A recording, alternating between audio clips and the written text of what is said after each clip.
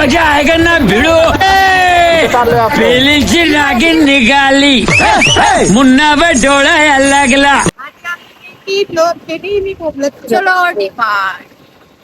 आजच्या रस्त्याला भरपूर काम चाललेलं आहे, त्यामुळे भरपूर धूळ आहे. आज मी पूर्ण स्वतःची काळजी घेऊन जाणार आहे बाबांनो. मी दूध चाललेली आहे मी आज मस्त मित्रांनो. हीच ती वडाची झाडं जी वाचवण्यासाठी अनेक लोकांनी प्रयत्न केले होते. ही सुंदर सुंदर वडांची झाडं. रस्ता रुंदीकरणामध्ये ही पूर्ण अशी सुंदरता नष्ट होणार होती, पण वाईटल्या अनेक लोकांच्या प्रयत्नांमुळे ही सुंदरता आजही टिकून आहे. हे बघा, रस्त्याचं रुंदीकरण झालेलं आहे, पण कोणत्याच झाडाला हात नाही लावण्यात आलेला आहे. एका छोट्याशा प्रयत्नातून ही खूप मोठी निसर्ग संपदा वाचलेली आहे. त्या सगळ्या लोकांना खरंच आपण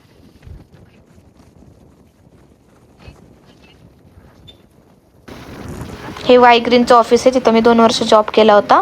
आम्ही चाललो होतो डीमार्टला, पण आम्हाला लेट झालं. डीमार्टच्या बाहेरनं जाऊन आम्ही माघारी आलो, कारण आम्हाला जायचं होतं दुसरीकडे ऑर्डरला.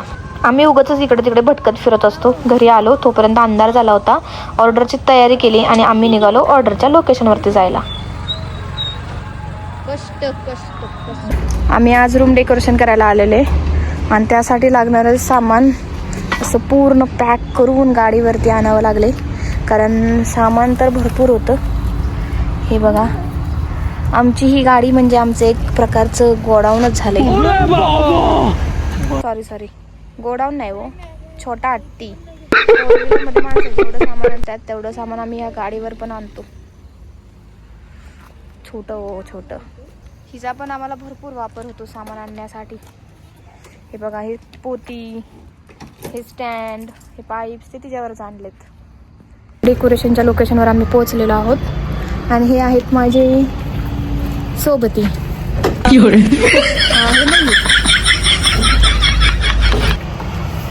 मानसी मास्क खाली घे ना, नको थंडी. मी मयूरनं मगाशी तोंड दाखवलं नव्हतं, तर तुम्ही बघून घ्या.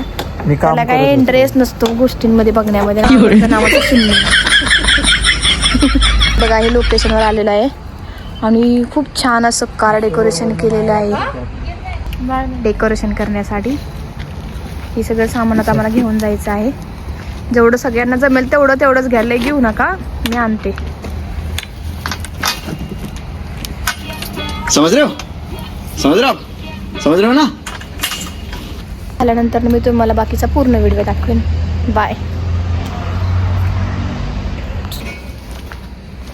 शेवटचा माणूस. नहीं साळुंखे के यहाँ कुछ तो गड़बड़ है. गाडीवर ठेवता का? घे आतमध्ये, आता कशाला बांधा वगैरे लागलं तर.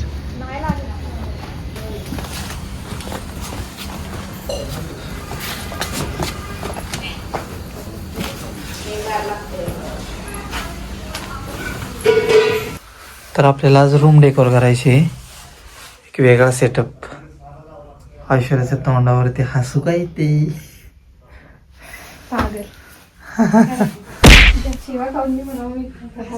आज आम्ही रूम डेकोरेशन करायला आलो आहे आणि हे लोकेशनवरती काम चालू आहे. सर्वजण असं काम करत आहेत. हे बघा, ही आमची फ्रंट साईड करून झालेली आहे.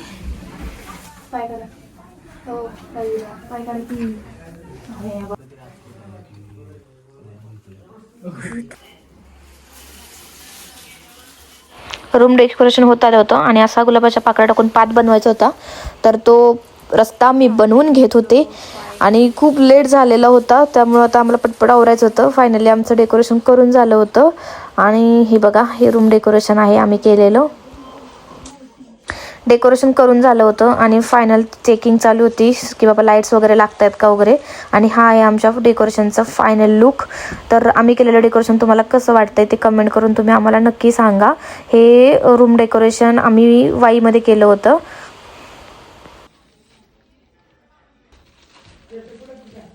डेकोरेशन करून झालं ना तरी पण मला असं वाटत असं काहीतरी कमी आहे आणि शेवटपर्यंत मी त्याला काहीतरी टचअप देण्याचा प्रयत्न करत असते. तर यांची फरशी थोडीशी काळपट शेडची होती, त्यामुळं लाल पाकळ्या उठून दिसत नव्हत्या. तर आमच्याकडे शेवंतीच्या पाकळ्या होत्या, तर आम्ही डेकोरेशन झाल्यानंतर ना साईडने शेवंतीच्या पाकळ्या टाकत बसलो होतो. आणि फायनली आमचं हे रूम डेकोरेशन जसं कस्टमरने आम्हाला सजेस्ट केलं होतं तसं आम्ही केलं होतं. डेकोरेशन झाल्यानंतर जे काही पाकळ्या शिल्लक होत्या त्या काही मला घरी घेऊन जायच्या नव्हत्या, त्यामुळे मी त्याही पाकळ्या तिथं वापरून टाकल्या आणि फायनली आमचं डेकोरेशन करून झालं होतं. तरी पण आमचं काय असतं माहिती का मित्रांनो, डेकोरेशन झालं ना तरी शेवटच्या क्षणापर्यंत आम्हाला त्यात काही कमी वाटते का हे आम्ही बघत असतो. डेकोरेशन झालं की एक काम असतं म्हणजे व्हिडिओ घ्यायचं, आणि ते काम मयूर खूप परफेक्टली डेकोरेशन केलं होतं. आजही ते काम खूप डेकोरेशनचं मटेरियल आम्ही काढलेलं आहे. एक दिवस लागतो डेकोरेशन करायला आणि दुसरा दिवस लागतो ते मटेरियल काढायला. असा आमचा रोजचा प्रवास चालू असतो. आता आपण भेटूयात नेक्स्ट व्लॉगमध्ये.